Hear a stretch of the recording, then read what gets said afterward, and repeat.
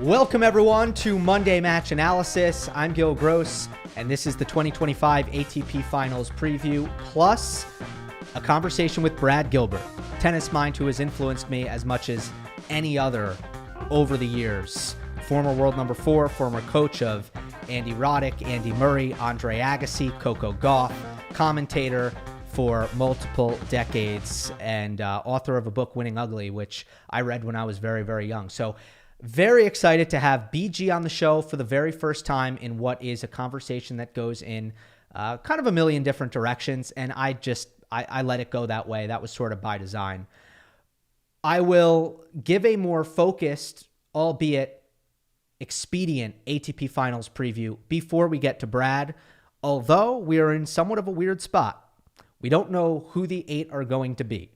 We don't know if Novak Djokovic is playing. We don't know if Djokovic or Musetti is going to be champion in Athens. That would determine who finishes at 8 in the world.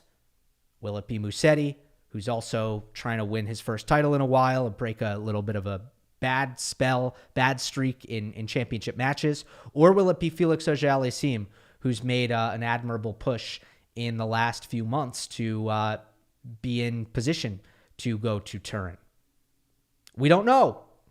I can't hold off until Saturday because tomorrow I'm a little bit tied up because my very talented girlfriend is nominated for an Emmy, and I'm going to Phoenix with her for the awards ceremony, and I got to drive at least starting midday to Phoenix. So I can't wait to see what happens. I got to do the preview now. All right. Hopefully Jenna wins, but the nomination is a great accomplishment anyway. So let's go through this. I'm going to go through every player. I'm going to assume that Djokovic is playing. Let's start with the Jimmy Connors group and Carlos Alcaraz. I'm just going to run through the players. I'll tell you what I think their record is going to be, and eventually you'll have an idea of what my prediction is for this upcoming week. It's Alcaraz's third ATP Finals appearance. Neither showing has been very impressive. He never played at the O2, so they've all been in Turin. He did make a semifinal in his debut, but he was beaten pretty one-sidedly by Novak Djokovic. Last year, he did come in with some illness, and he went 1-2, falling in the group. I have not yet addressed the Cam Norrie match in any kind of detail because I wasn't working at the start of that week. Hadn't watched the match when it happened. I have since watched it on replay several days later. And I think this would be a good time to just address it. So first of all, I want to start with Cam Norrie. I'm not going to go this long on other players, by the way, but I want to start with Cam Norrie. When he's played top players in the past, he's had a tendency to get a little bit over his skis, I think. And you understand what he's doing. He's trying to redline his game. He's trying to raise his level. But I find that at times he starts overhitting and he loses his identity as a player. He loses kind of what makes him so tough, which is his consistency and his ability to display incredible shot tolerance. And he does so with a disruptive amount of variety, right? I thought what he did so well here was he played so within himself. Not one time in this match did I think he made an undisciplined decision. Did he try to do too much? I mean, he really just played like Cam Norrie to the fullest extent, and he executed Cam Norrie tennis perfectly. And again, Cam Norrie tennis, it's just a tireless backboard with some variation in there. And this has been a terrible head-to-head for Carlos. This has been one of his worst head-to-heads.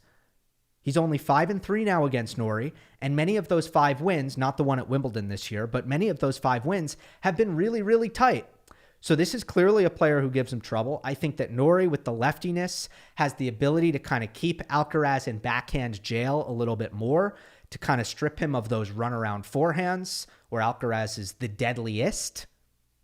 I think when Norrie's hitting that backhand cross court in low bouncing conditions, Carlos just, he's struggling to attack the forehand because he's digging it up off of his shoelaces over and over again.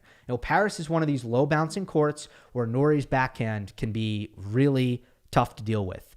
Thought Norrie's forehand down the line timing was super sharp when he was changing direction off of that wide serve, that +1 combination, and sometimes also catching Alcaraz cheating, looking for the runaround, burning him with that forehand down the line. And also Norrie found some very timely, aggressive returns. So Norrie played great, but Alcaraz opened the door because his consistency was far, far subpar. He was horribly erratic off of both wings. He was not making 4 balls in a row. He could not really make 4 balls in a row on a consistent basis. It was just, you could see him exacerbated with his lack of control off of both wings. Now, circumstantially, this was, okay, 2 things are true. 1, he was due. He hadn't lost before a final since March. I understand the reaction here of like, oh, it's Alcaraz being Alcaraz again with another early loss. Like, maybe if you're comparing him to Jannik Sinner, but like, hello, he has been unbelievably consistent for the lion's share, the vast majority of 2025. So there's that. He's allowed to take a loss. And then circumstantially, look, we forget this. We've gotten used to these 2-week Masters 1000s. But the second round match in these 56 draws, that is the tough one. That's the death trap. And I know that we don't get to talk about that much anymore. But like over the years, what you see is for these top seeds, that first match in the second round, that's the dangerous match because you haven't built up comfort and confidence in the conditions, and you're often playing a top 30 player coming off of a win the day before. Cam Norrie, especially second half, he's playing top 20 tennis and, at the very least top 25 tennis, and Alcaraz is playing him first match of an event where Cam just won a match the day before. That's a tough spot for the seed. It doesn't matter if it's Alcaraz. It doesn't matter if it's anybody. And I think given the head-to-head, it was always going to be sort of a tricky spot there, which is why I had it as my popcorn match, by the way, because I thought it was going to be close. But then you also have the ankle thing, which is a question mark, right? I wasn't really too concerned about it because obviously he had won Beijing on that ankle, and I figured he takes a couple days off to rest it, and then he's back to training hard. I don't know that for a fact. That was speculation on my part. I still don't know what it was. Maybe it was that.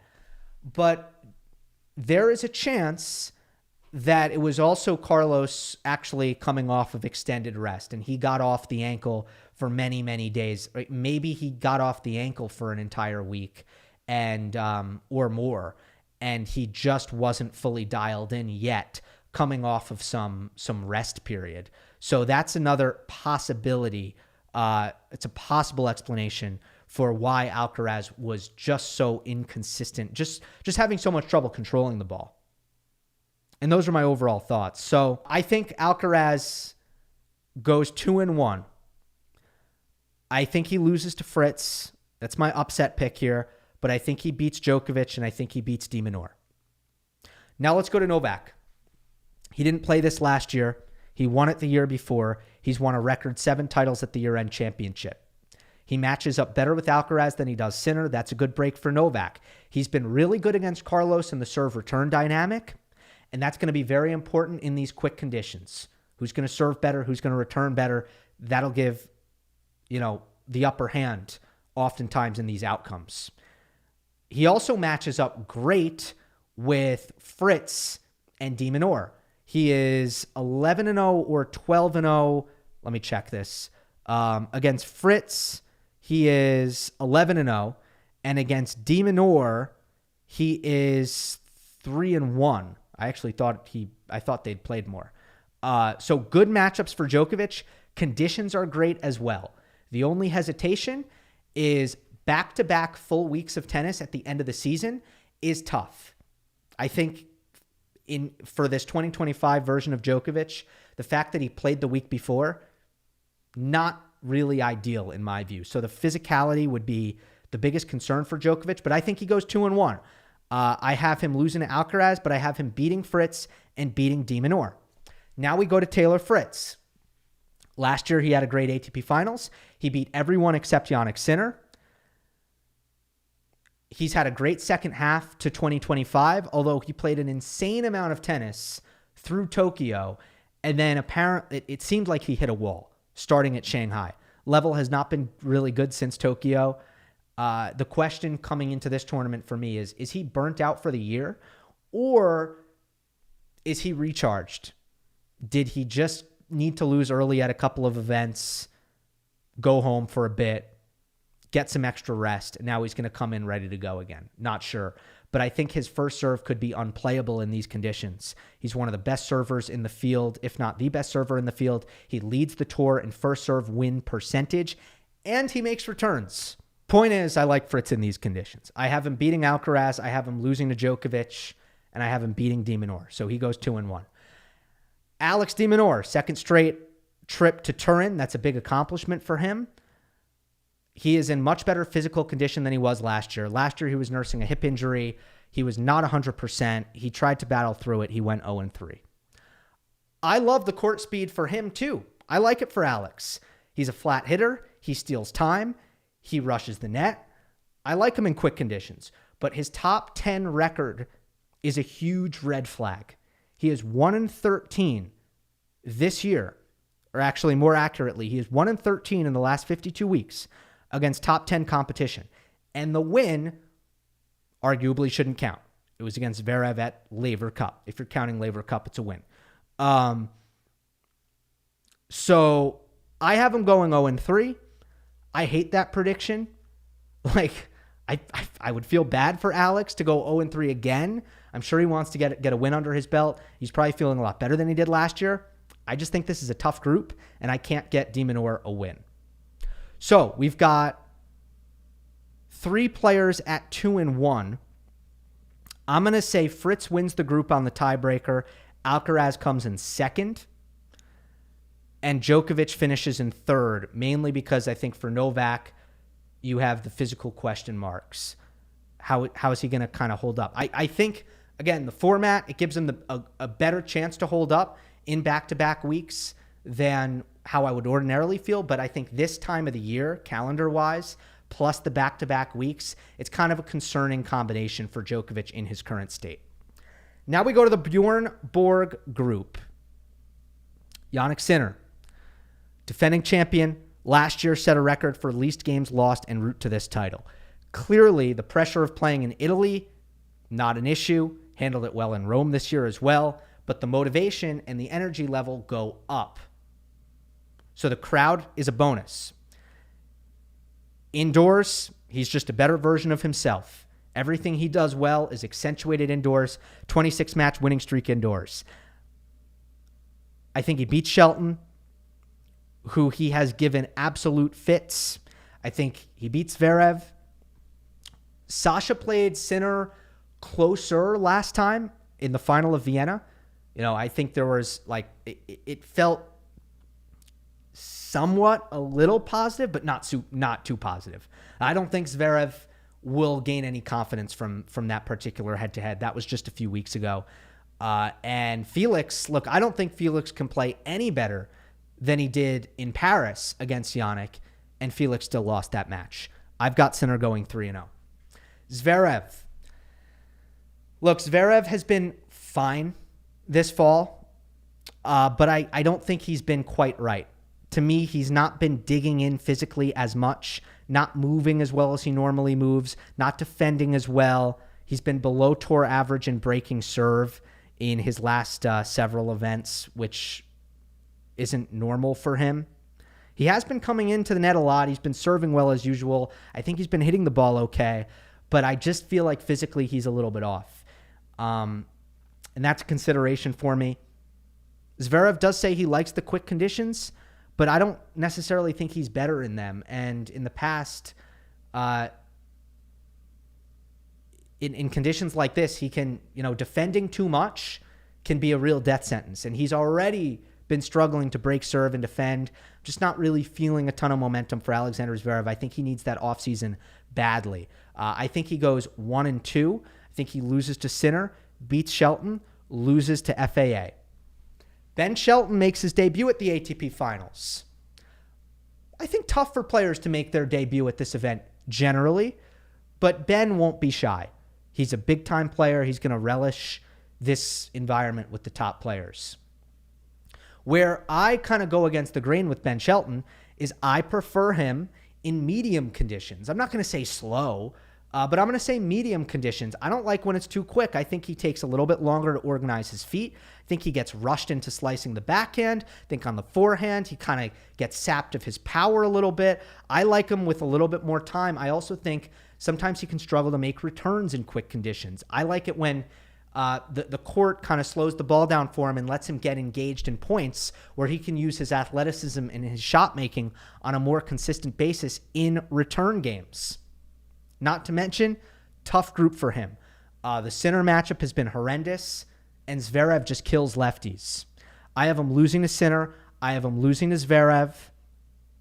And we're going to, we're assuming FAA is in for some reason. I don't know why. It's just my prediction is that Djokovic beats Musetti in Athens. I'm going to say he beats Felix. And then if we're going to say that Felix goes in, I'm not going to spend too long on this. Look, if it's Musetti, I think he's going to be exhausted, and the court speed is a bit of an issue. And he's lacked a little bit of confidence recently, I think, in clutch situations. Although, boy, he served his way out of trouble in the semifinal against Korda in impressive fashion. And I love the breakpoint conversion where he took the backhand early, hard down the line for a return winner. So, look, that was a gut check, full credit. But Musetti has not been playing his best tennis really ever since hitting the hard court. And it's really tough to defend in this kind of speed, which is tough on Musetti. He needs to feel comfortable working points and sort of coming from behind and turning a lot of points around. That's not easy. So I think for Felix, presents a bigger threat in these conditions with his serve +1. And I think if it's Felix, I think he beats Zverev again. But I think he loses to Shelton, and I think he loses to Sinner. So that puts Sinner at 3-0, and it puts everybody else at 1-2. And I'm going to give the tiebreaker to Felix, which I know is bold because we don't even know that he's going to be in. But I think if he's in, I think he's going to make the semis. Final weekend prediction. I've got Sinner defeats Alcaraz, Fritz defeats FAA, and Sinner defeats Fritz in a rematch from last year. I don't want to expand on this too much, but, I think the conditions are absolutely perfect for Jannik Sinner, and the resume, it's an enormous pile of evidence that indoors are going to tip the scales towards Jannik. And there's nothing that I think would be bigger for him than to get the opportunity to get another win over Alcaraz before the season ends. And that is actually a point that BG made towards the end of our conversation. Speaking of which, it's about that time. So a chat with Brad Gilbert about the ATP Finals coming up right after this. This episode is brought to you by Manta Sleep. The Manta Sound Sleep Mask combines 100% blackout comfort with ultra-thin Bluetooth headphones for immersive audio, all in a ventilated, side sleeper-friendly design with 20-hour battery life. I like products that make sense for a lot of different people for a lot of different reasons. And this is one of those. If you're somebody who likes to listen to a podcast or some music or white noise when they go to sleep, but you have a partner who prefers complete silence, the Manta Sleep Mask. You might live in a noisy city. You might have loud neighbors. Your curtains or blinds might not be very good and it lets too much light in. Or you're somebody who likes to take naps during the day, but you want complete darkness. There are so many different applications. I even used it on a plane ride recently. I always listen to a podcast or music when I try to sleep on a plane, and the Manta Sleep Mask was a huge help. True 100% blackout darkness, adjustable, comfortable fit, premium feeling, not too much pressure on the eyes, which some sleep masks are certainly guilty of. Go to mantasleep.com, look for the Manta Sound Mask, and use my code GILL, Gill, for 10% off your order. We're joined for the first time by Brad Gilbert on Monday Match Analysis. BG, thanks for coming on. I feel like a creative people, and you are one of these creative people, can probably think of some good names for this segment. There's a lot going on here. Gill, Gilbert, BG, GG. There's a lot to work with. I appreciate that. Thank you, buddy. I'm just a lifer tennis guy, and talking a little tennis, nothing better. Nothing better. I brought you up yesterday. I did a mailbag episode where I'm answering people's questions, and somebody asked me about serve or receive. What should you do when you win the coin toss? And it was actually about Sinner choosing to receive in Paris. Worked out a couple times for him. I brought you up because I remember reading Winning Ugly when I was probably like 10. One of the things that stuck with me from the book forever was your take on why you should receive. Are you still of the mind that receiving is a psychological advantage, just the best way to kind of get into the match, or has that philosophy changed over the years? Without a doubt, I've come full circle, on serve and receive. And obviously it depends on, okay, myself, I used to just get so freaking annoyed throwing in that clunker game on my first service game. Or, if a guy chooses for you to serve, you got to serve. But obviously if you win the choice, to me, there's a lot of thought in that first game of the match. And when I started coaching Andre, he was a guy that returned really good out the gate. And mentally, sometimes it's easy to donate in that first game. So for me, and then I coach Andre, so a long period of time, it's all about returning first.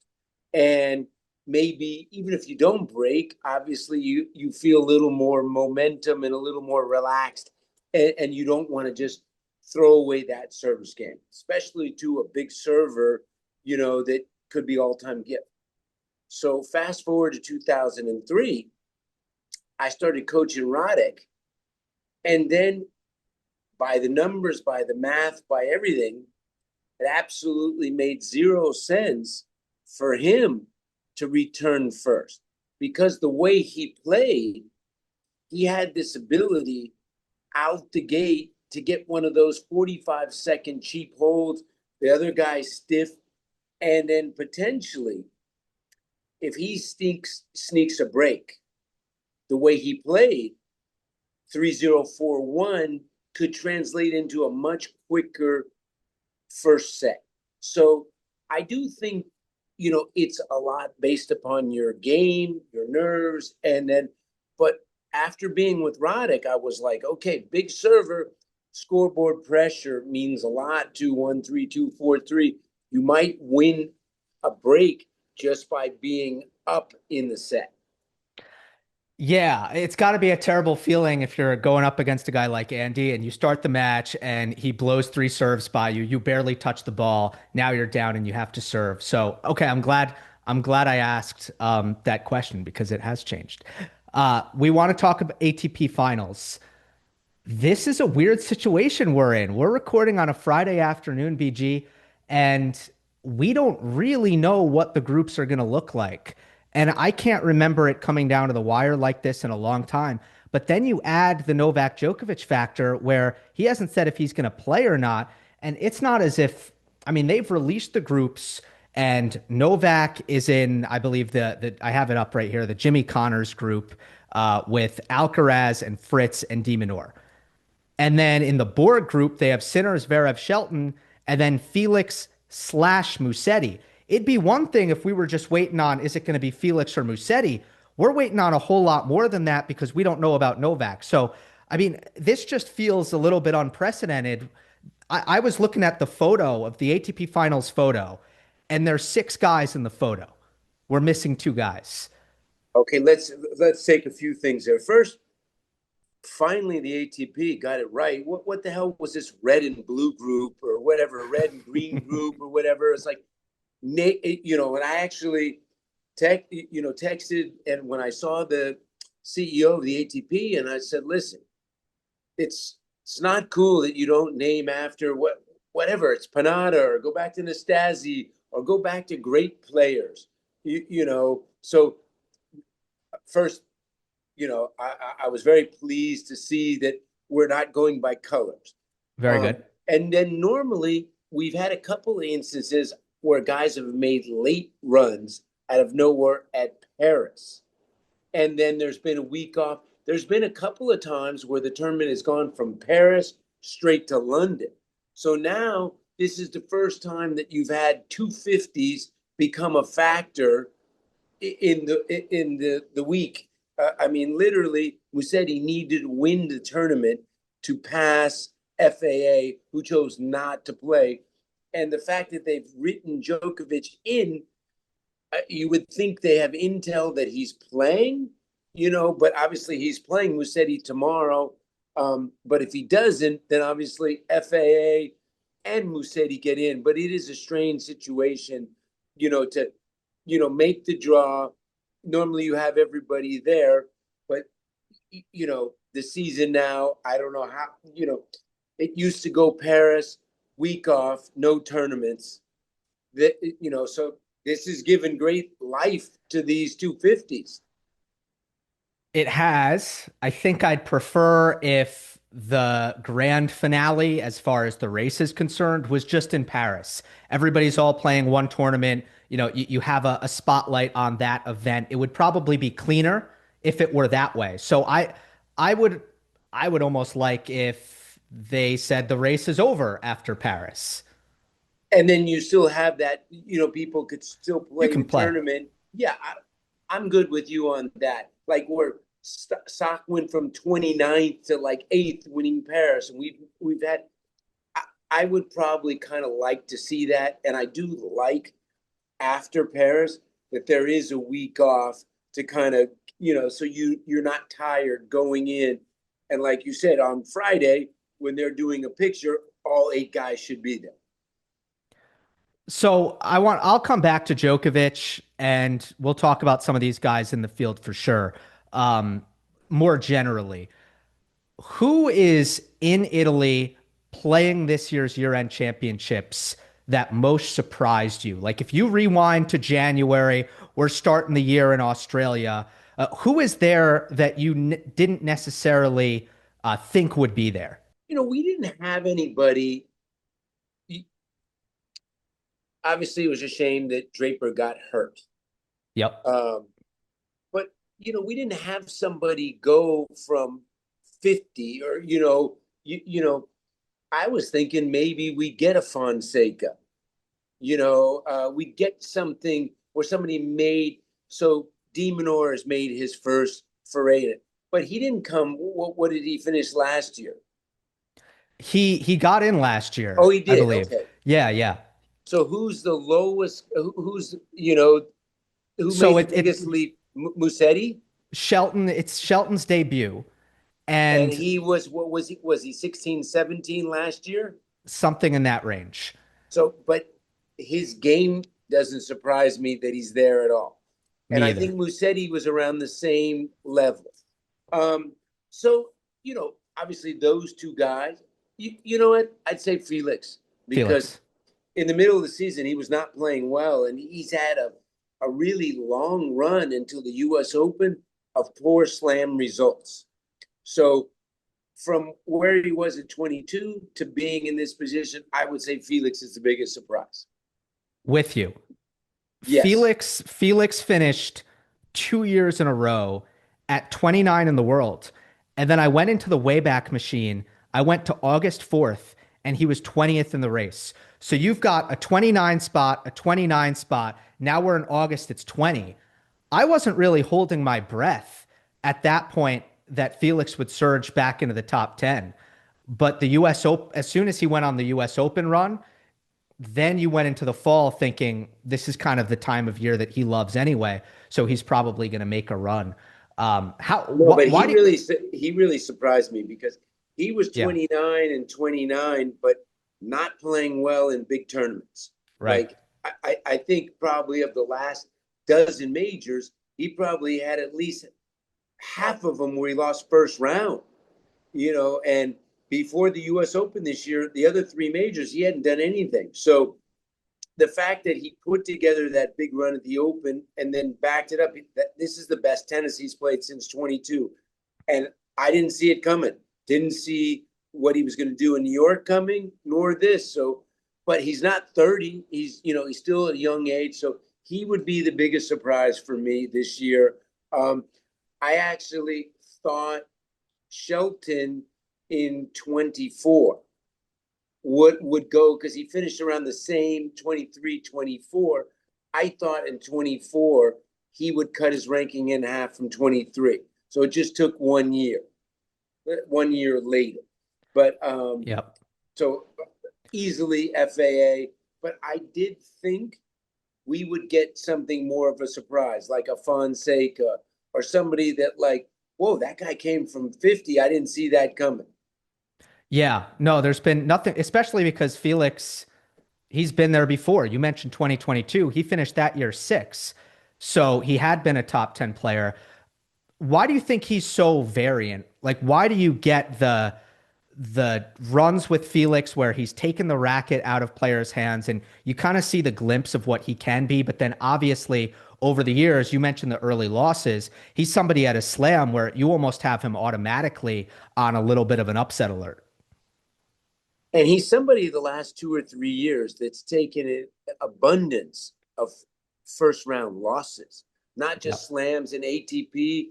And he would be like that, classic basketball guy where he's 0 for 6, 0 for 6 on threes. And then one night he goes 8 for 8, so he's a street shooter. But one thing I've noticed from watching him, he sets his feet so early. And sometimes when things are off, he's not easily able to make adjustments with how he's, and maybe he's not able to manage those dips. You know how some players that when they're not playing well, they can keep their dips down to a few games. And maybe he's like one of those guys that when he's struggling, those dips really bite him a lot more. And then some of these good players, when they're on a good run, they're able to like capitalize more in winning games. Yeah, I mean he's a low margin player. The forehand when it's good can be really overwhelming, but then it can be all over the block and you can see it. I always feel like he's hitting into small targets. I love the point about the feet though because you've got the big disparity between the indoor results and the outdoor results. And to your point, if you're setting your feet early, the wind is going to be a problem if the ball isn't going to kind of get into the spot that you want it. So I love that point. Let's go the other way. Who is not in Turin? I think this is an easier question to answer. Who are you most surprised to not see here in Turin? You mentioned Draper got hurt. 5-year streak is over for Rublev. 6-year streak is over for Medvedev. Runa played this event at 20 years old. He now has missed the last two. Of course, even if he was in position, it wouldn't have mattered, assuming the injury would have gone the way the injury went. And then Casper Ruud is the other guy who's been at this event more than once and isn't there in 2025. Yeah, he's been in it, what, 4 or 5 times. And another guy has been in it maybe a half a dozen times, dropped off a cliff, is Tsitsipas. So Yeah. you had quite a few stalwarts. But the great thing about tennis, it's like a moving escalator. And if you get off, the escalator keeps moving. And my coach used to tell me, results, literally you feed the results. It was the same when I played. You got to post the results. If you don't post the results, that escalator moves. So, I mean, Rublev, and Medvedev, and Medvedev actually at least made a big rally at the end of the season. Otherwise, he was, for him, really struggling, which opened the door for, for De Minaur, and for Fritz. Um, and obviously there's one, two, three, and then it, there's like three tiers, maybe. The tier that Alcaraz and Sinner are on, they're on their own island. Then, Right. Joker, who plays a limited schedule, is on his next one. And then you kind of got, the next one is Fritz and Shelton. And Fritz maybe has surprised me that, like, this is his third consecutive year that, like, he is where he is. And it's like, man, the guy's top five almost now 3 straight years. Hell of an effort. He's kind of starting to get into the Davidenko, Ferrer level, Burdich level, where, like, he's consistently kind of being there. Nobody thought that that was in the cards 4 years ago. Nobody thought that Taylor Fritz was going to be. He might not finish top five this year. He's in the sixth spot, but he's got a chance to finish top five back to back years. Who would have predicted that? I mean, that's, I And think it I deserves so wouldn't much have. recognition. I wouldn't have either. Gil, you know what? The beautiful thing is he's willed himself Yeah. into being a great player. The results don't lie. He's been able to, a very easy thing to say about tennis. The best availability is availability. And there's a lot of guys, who maybe have had that capability, but haven't been able to stay healthy. That guy has been able to punch in the time clock, and he's been able to make results. And another one that seems like he's had an odd year, but he's still like in the four spot. But you kind of scratch your head, okay, but he probably played the most of anybody is Vera. Zverev, there's a funny thing that happens. You look at the stats and you're like, how could we all be saying this is a horrible year? I mean, he's won a ton, like mathematically. But Zverev is the one saying it's a horrible year. He's the first to say this year has felt terrible. So I guess the question is, why has it felt terrible, not just to him, but also to a lot of people watching, even though the actual math behind the year, if you look at his win-loss record or his points total, it really hasn't been that bad. Is it just like the cumulative weight of expectation where it's so much about the majors now and it just dropped off at the slams after the Australian Open? You know what? It's an interesting way to look at it. I felt like the last couple of years he was much closer to winning a major. He was nowhere near winning a major, even though he did get to one final, but he got beaten easily. He played a lot. I would assume that he played as many tournaments as anybody that's in the field. Um, and like in baseball, like he got his numbers by playing a lot of games, but it wasn't like, it wasn't like he wouldn't have been a starter in the All-Star game if that Yep. makes sense. But he's not making much of an impression on the top two guys, and then now all of a sudden he's struggling a lot with Fritz. Right. But one thing the computer doesn't lie; it's still saying he's ranked 4. And we talked about guys that have been consistent: Tsitsipas, Rude, Rublev, Medvedev. They're not there. So credit to him. Even though in a down year, your goal is the start of the year is to be in the year-end championships. So that's another notch. Obviously, his ultimate goal is to win a major, but right now, these two guys have won 8 straight. Novak made the semis of all 4. If we had to set an over-under in 2026, we'd probably conservatively set it at 3.5 for Alcaraz Sinner. And Yes. you'd be really surprised if somebody won one other than those, two guys. You hit the nail on the head with he hasn't been close enough at the majors since Australia. And if you really look at how would he have left the four slams feeling, Australia gut punch because it was so much of a blowout in the final. Roland Garros, Novak, kind of a gut punch, kind of a one-sided match. And with Djokovic at this stage in his career, I think Sasha would have been disappointed there, especially at the major where he's played the best. Wimbledon, Rinderknech kind of speaks for itself, but doesn't like the grass. U.S. Open loses to Felix. I believe that was a third round match.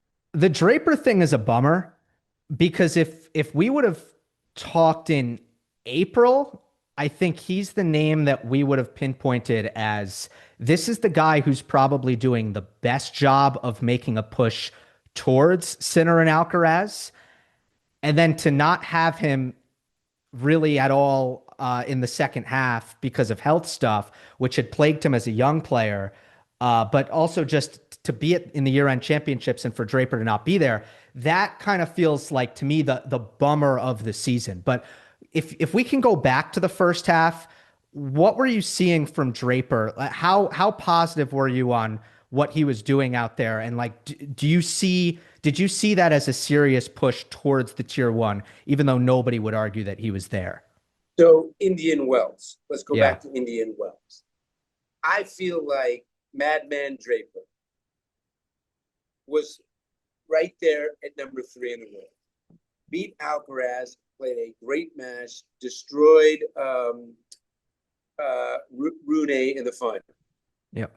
And the forehand has massively improved. He's improved his movement a lot.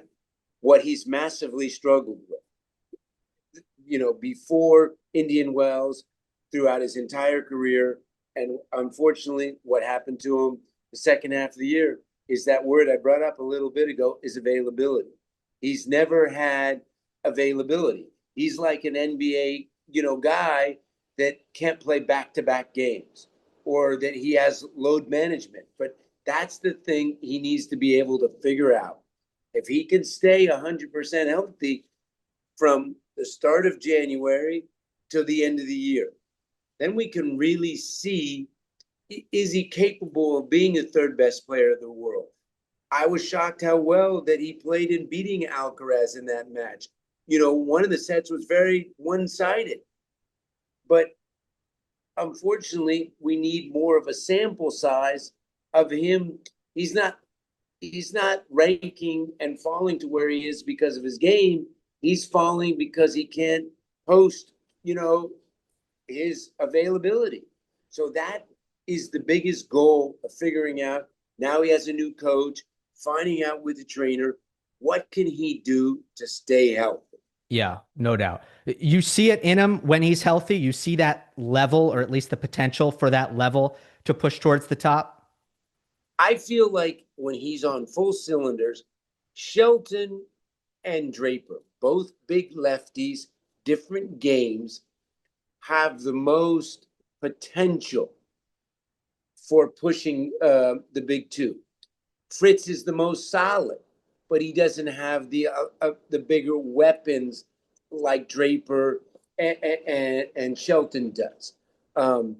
But I just need to see. I was really thinking after Indian Wells, God, and the guy played well in Madrid too. Yeah. Didn't he play really well? But then Made the final. from that point on, he barely played a match the rest of the year. Yeah, that's right. So, and it wasn't just the first time it had happened. This is maybe 5 times in his career, 5 different seasons or something like that. So once it starts happening, this is becoming like a consistent thing. But I do feel like at the moment, in 26, you could tell me 20 guys could finish 3, and I go, okay, 3 to 20. If Medvedev made a big giant leap back, maybe it's Fonseca, maybe it's Shelton, but I feel like there's 1 and 2. Novak maybe has 1 more year to be where he is, but there is availability and musical chairs potential. Yeah. Let's go back to Novak as we start looking ahead at the week in front of us here in Turin, Italy.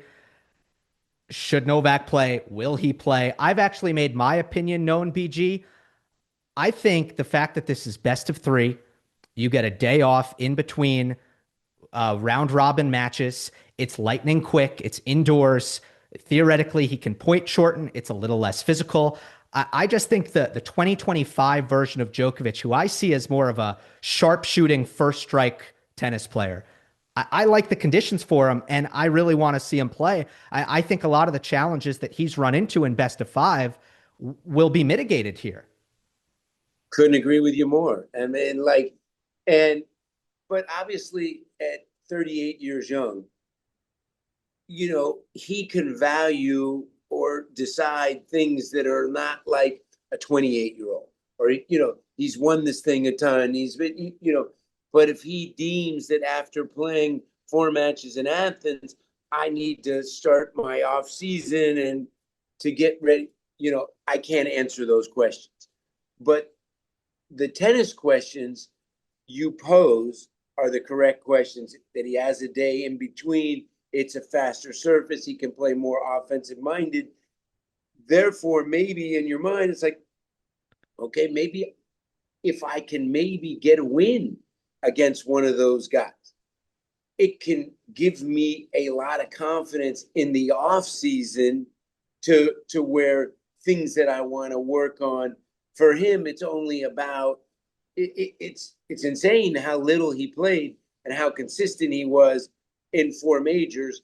But he even said that he was getting tired getting to those rounds, and then when he gets tired, he's got to hope that Alcaraz or Sinner lose. But that's like hoping the big three would lose, before these semis, and they didn't do it. What does your gut say? Is he going to show up? Um, my gut was a week ago he wasn't. That he was going to play Athens, and that he was going to call it a year. The fact that they announced the group and he's in the group, it just leads to, like, I've seen people on Twitter say he's playing. I have not seen that he said he's playing, but I'll just say it leads itself that they have some sort of intel. Don't you kind of think that, okay, he's in the draw, that maybe they had a phone call with him, but maybe he gets hurt tomorrow? Who knows? Yeah, I mean, I see it as more of like a slam or a mandatory Masters 1000 when you're in the top 20, where they're going to assume you're playing unless you tell them that you're not. So that's how I read it. But I also am kind of with you because I didn't think he was going to play, and now it's so late in the game that it feels a little bit crazy. It feels like he would be, I guess, disrupting a lot to say that he's not going to play. Not that that makes it so that he has a responsibility to, like, he should make whatever decision he wants to make. Let me be clear about that.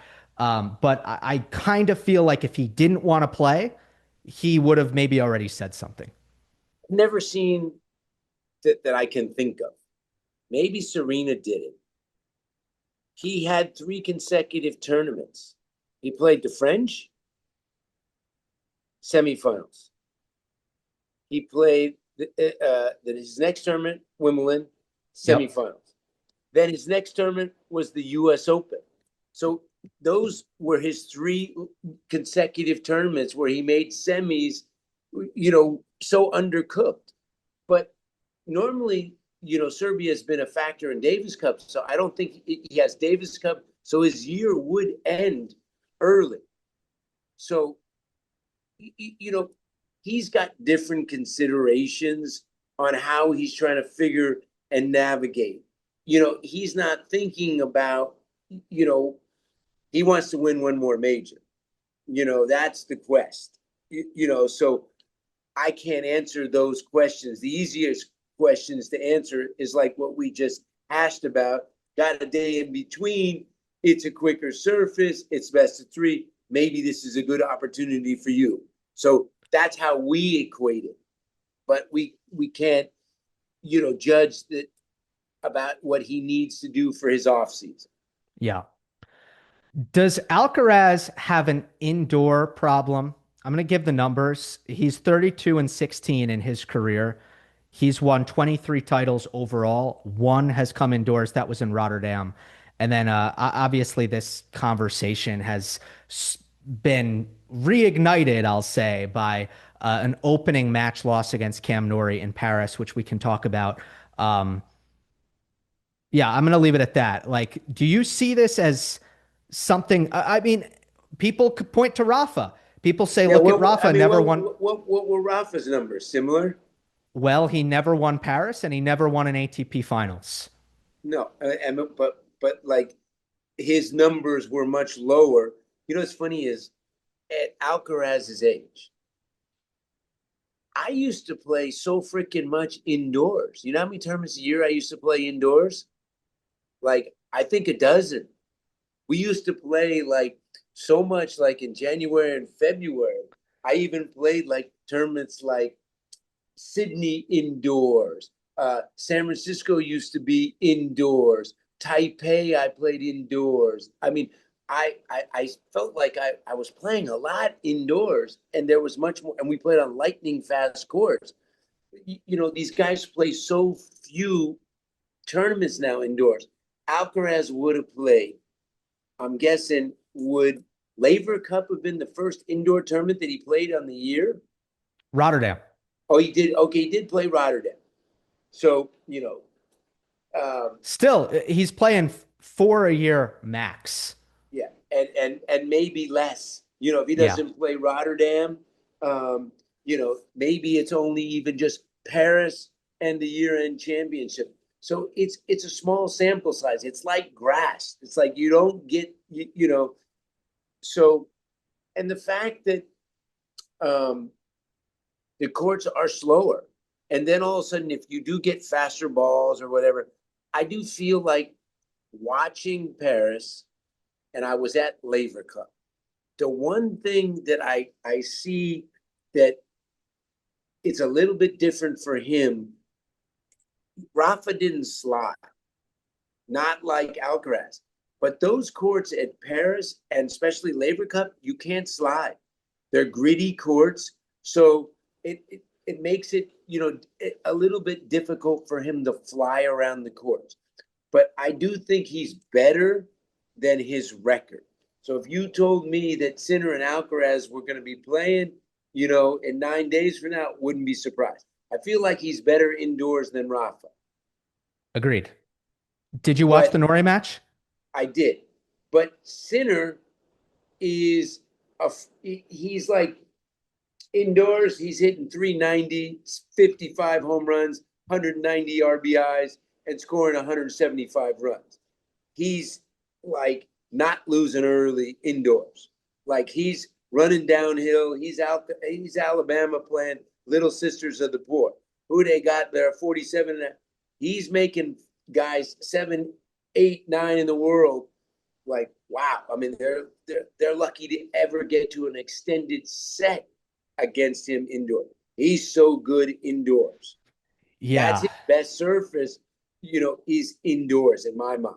He's good on everything, but indoors he's even better.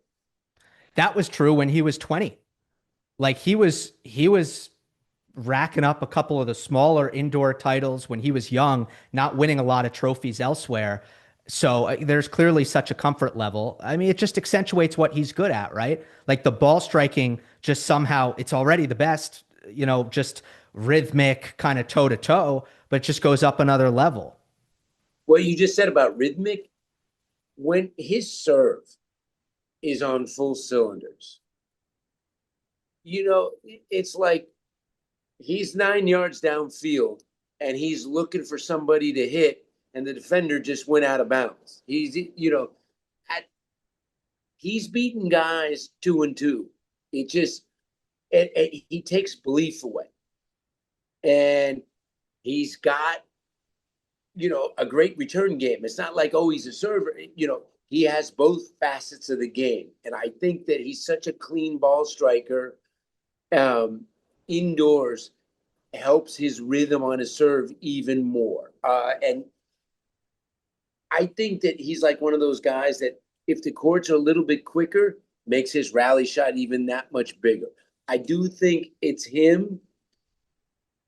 And then there's a step down from Alcaraz, but like obviously on hard courts, you know, and grass, that massively changes outside playing Alcaraz. But indoors, I do think Sinner is clearly the best player. It's not a given he's going to win the tournament, but if you told me in 9 days he goes 5-0, doesn't drop a set, I'd be like, that didn't surprise me. It's I kind of agree. like how Djokovic used to do it. He won the event last year, setting a record for fewest games dropped. So that's the bar that he set. Let's see if he can go at it again, obviously. It is to me, Yeah. it's him against the field. Yeah, that's fair. You And know, it's again, I mean, normally like in a major, you take the 126 guys yep. now, and then good luck against Alcaraz Sinner. But I do feel like this is the only time that Alcaraz isn't part of the because his results aren't quite as good indoors. He is smaller, and maybe towards the end of the season he gets worn down. I think mentally also, it's just a little bit more taxing for him to go week to week to week. Sinner's more level. So I think like I've never heard Sinner say, I'm feeling really burnt out. I'm, I'm running on fumes. Maybe it's happened. I've never heard him say it. I've heard it 4 or 5 times at various points from Alcaraz. I don't think that's the case right now. Obviously, he had the ankle thing. But I think to your point, if Carlos went deep and looked great in Paris, and then of course you have the head-to-head skewing, 7-1 in his direction against Sinner. I think you would kind of feel some momentum for Carlos coming into this ATP Finals, thinking just maybe, even though the indoor results are so lopsided towards Yannick, you'd think just maybe. What For did you Sinner, make? it's more important for Sinner Yeah, to potentially sneak a win against Alcaraz, opposed to Alcaraz not having a good tournament, and then we reset for next year. If Sinner wins the tournament and doesn't face Alcaraz, he doesn't get that equity. And yeah, you just brought up that 7-1.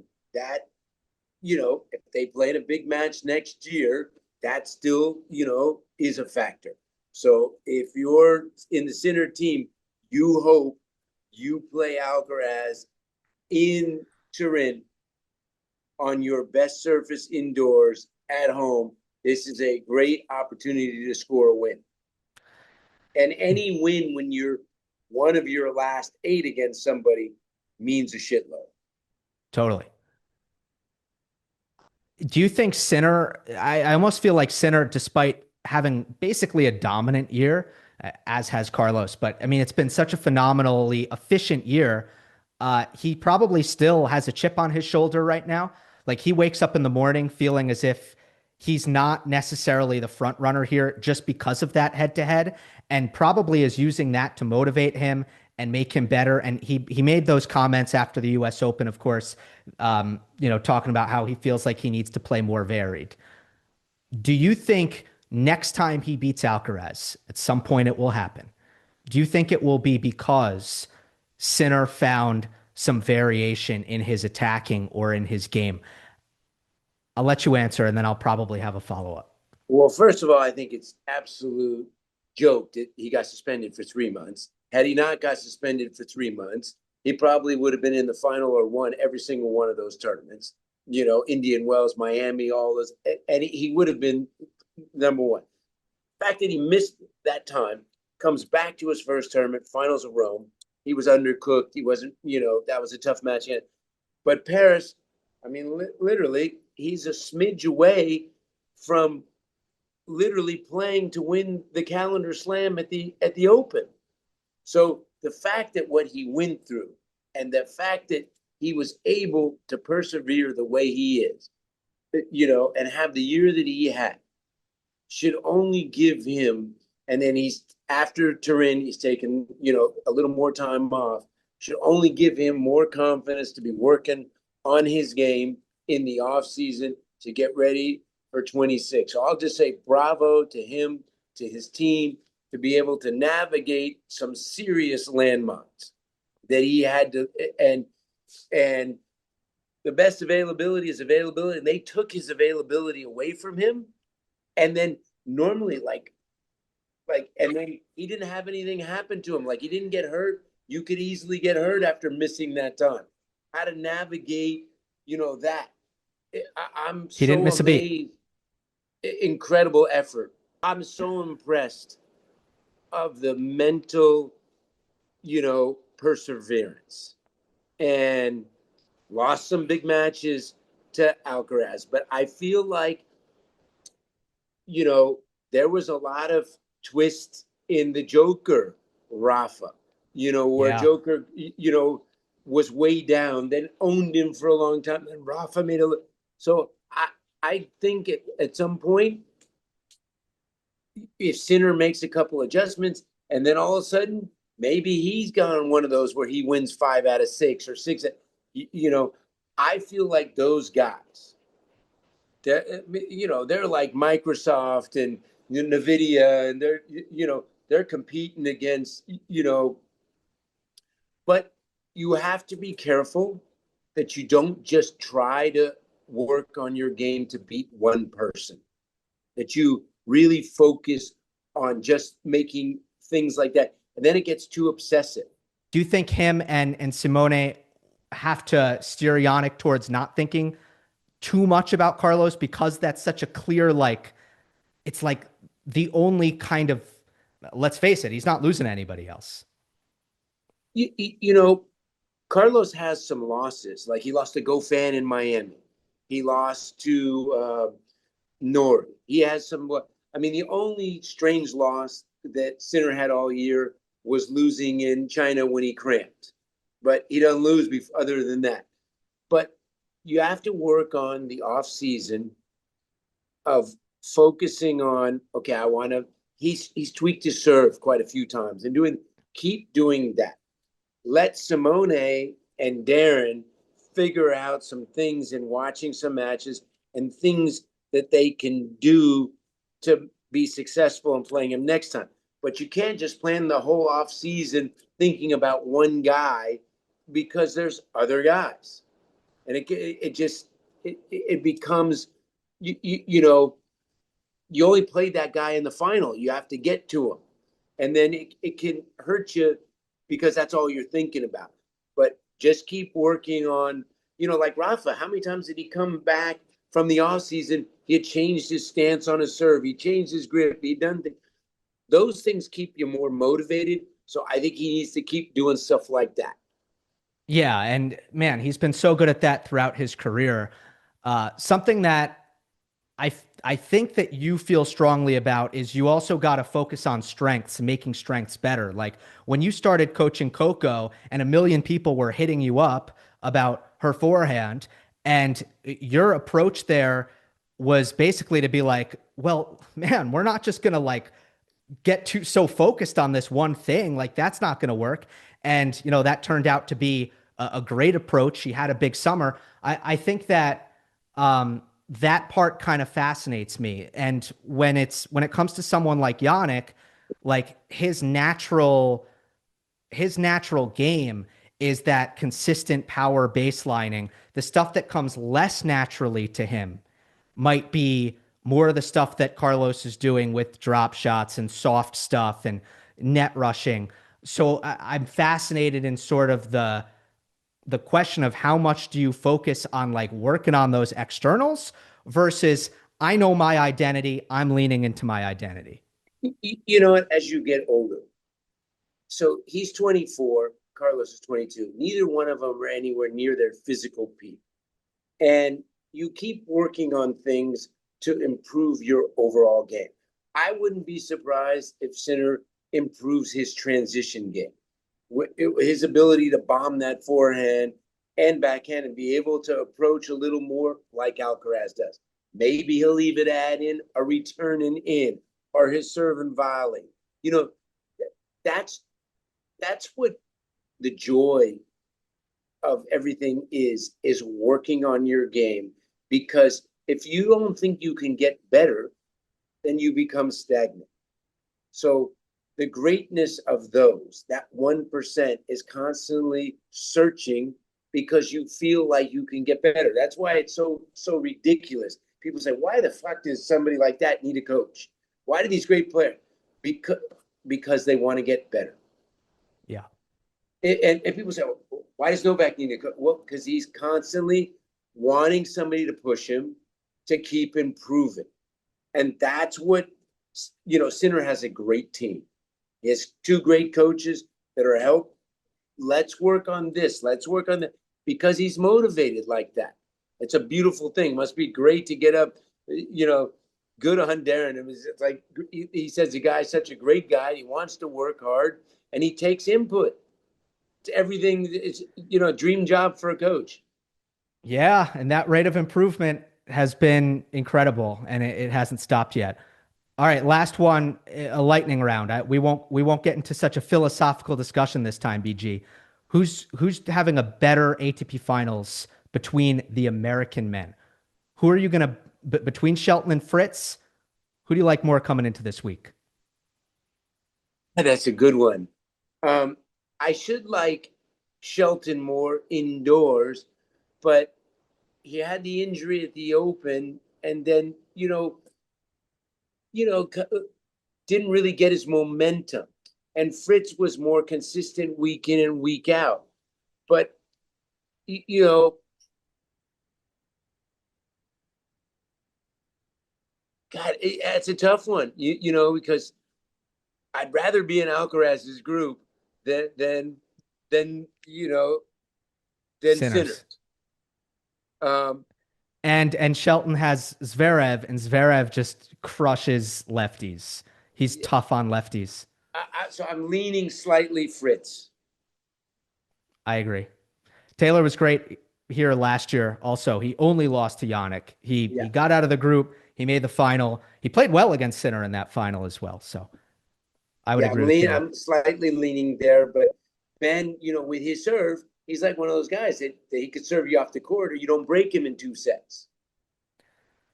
Last thing, why did you start a tennis shop in the Bay? I mean, this is incredible. I love that you have a tennis shop, a brick and mortar, old fashioned. I know it's not an easy business these days because you've got the online retailers. It used to be,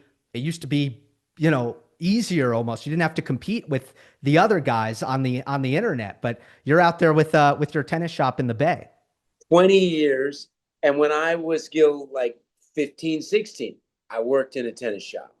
And where I grew up in Oakland, it was like, how a lot of NBA guys or guys say they go to the barber shop, and it's like, that's where they talk and whatever.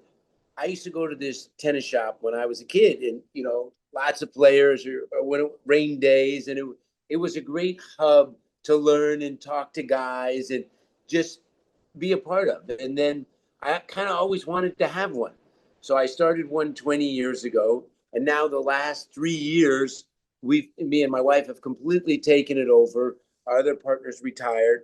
Um, and sometimes it can be tricky to staff it. We don't do anything online, but I love helping players find the right racket, the right strings, and just I like being in the shop. I like talking tennis and helping people. And I'm amazed how many club players, that are playing with the wrong size grips, playing with old rackets, playing maybe they shouldn't be playing with poly. And I like talking yesterday to a mom was asking me about her 9-year-old son. Can he play with poly? And we had a long discussion about his levels good enough that maybe we put him in NXT comfort on the cross, and we put him in a little bit of a light poly in the main. So I want to help people. I like coaching people on the court, but if I can help them, and the biggest problem we see is arm problems. You get Yeah, arm problems, you can't play. So I want to try to help people so they come back. That and we like it. It's like it's no great. better place to be hanging out at the tennis shop. I love it. That's why you walk into a store, You have real human interaction with people who know their stuff. I mean, you're very lucky if you walk in and Brad Gilbert's in there. So you don't I was necessarily just there the expect last that all the time. 17 days, and maybe one of my biggest pet peeves, Gil. Now, when you call sometimes, when you need something, Yeah. you got to tell the auto tones 17 different times. What's the problem? What is it? To get a human being, like, it's so difficult. So you call the shop, I answer the phone if I'm there. you know I don't want to ever put somebody in a racket that's not right for you. I don't want to put a person in the wrong strings, because that's how much I love tennis, and I want to try to help people be in or there's nothing better than when somebody comes back and thanks for putting me in that string job. It's helped my arm and I'm playing better. Love it. You're the man. Thanks so much for doing this. Really enjoyed this chat. Really enjoyed, man, listening to you call tennis for my entire life. And hopefully we can do this again. You know what I say, buddy? The older I get, the better I used to be. But I'm a tennis lifer who loves it.